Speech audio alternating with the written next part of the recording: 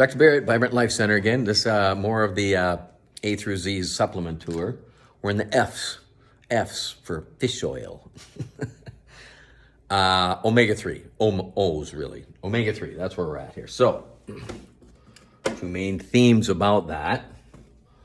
Here's ours. Is it the end all? Do you got to get that one? No, you can get really, there are some supplements that are really, really important where you get them. You can get good omegas pretty much anywhere. But I don't think price-wise you can do really better than these, because this guy's out of Canada, this Innate Choice thing, Omega Sufficiency. We have two versions, capsules and liquid. Why? Because if you use a lot of it like I do, the liquid's far less expensive. You can use, 500 milligrams a day, and it will last, that bottle lasts like, 3 months or something. And it's like $50 some. So then your cost is $15 a month or somewhere in that range. Why omegas? What's the deal with omegas? This one I could spend an hour on, but I'm going to condense it down for you. So, omega-6, omega-3s, there's omega-9s, there's all these things. What's the omega? The omega is just how many carbon atoms it is down from the business end of the molecule that is missing a hydrogen, right? So monounsaturated, omega-3, 3 carbon atoms in, missing a hydrogen, that makes it omega-3. 6 carbon atoms in, missing a hydrogen, that makes it omega-6. Now, these things do separate things. You need them both in your body. Omega-6 is actually inflammatory. You need that inflammation to start the healing process. You do. So we're not dissing omega-6. However, we get plenty of omega-6 because that's predominantly supplied in grains. And we eat a lot of grains, pastas, breads, whatever. We eat a lot of grains. We don't have to supplement omega-6s. We got them. In fact, your ratio is supposed to be 4 to 1, omega-6 to 3, but we are typically 25 or 50 to 1. I measured it. I just had mine measured. It's about 5 to 1, and I use a lot of this stuff, and I also don't eat a lot of breads and grains. So that's about as close as I've ever gotten. Anyway, omega-3 is, I don't want to say anti-inflammatory, but it mitigates inflammation. It normalizes the inflammation. So you don't have, you think about inflammatory disorders, asthma, allergies, eczema, rashes,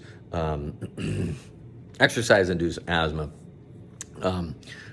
arthritis. All these things are inflammatory in nature. If you're taking anti-inflammatories, you got inflammatory disorder. If you're taking prednisone, immune suppressing medications, you got inflammatory issues. You got irritable bowel, Crohn's disease, things like this. Any inflammatory, PID, any of these things are inflammatory. Then you need to balance out your omega-6 to 3. So you likely have way high omega-6 from grains and sugars in your diet. And I say this all the time, you can't trump Pop-Tarts with omega-3. If you're going to eat Pop-Tarts, you can eat all the omega-3s you want. You're never going to get close to that. So you have to clean up your diet too. But omega-3 helps you do that. People who do this notice a difference for sure. And it's the kind of thing almost like chondroitin and glucosamine sulfate. It takes a little bit. You're not going to feel it that day. But the inflammatory, menstrual cramps even, migraines, some of those things are inflammatory mediated. And so if you can mitigate the inflammation with omega-3 and your immune system on top of it, and let's just touch just briefly on this COVID thing. COVID thing is taking advantage of the inflammation pathways. The cytokine storm is what it's called. These are cytokine pathways. Your body uses inflammation, and running away fills your lungs up with fluid. That's why people were dying, but it does it all kinds of things, damages the vessels, all kinds of pathways of inflammation that is very, very damaging. So we want to have that normalized. So that's one of the tools that I've been using is omega-3s. I got a lot more religious about it since COVID. But really, I've been doing this for years before this. Omega-3, C, and zinc. I should say I wasn't really too religious about C either, but I added that in once COVID. We found that all these things work together in COVID, and I don't have time for that. So that's what we do. So how much? 500, you really want to have 1,500 or so a day of EPA DHA. Look at your fish oil. EPA DHA is the useful constituent. If you have inflammatory disorders, you got anything you're working on and you're taking medication for, you want to take 3,000 a day of EPA DHA. Divide it up into doses. If you're missing your gallbladder, it's going to be hard on you to do that. You have to take it in smaller doses. So that would be the goal. You want to have 1,500, give or take, a day.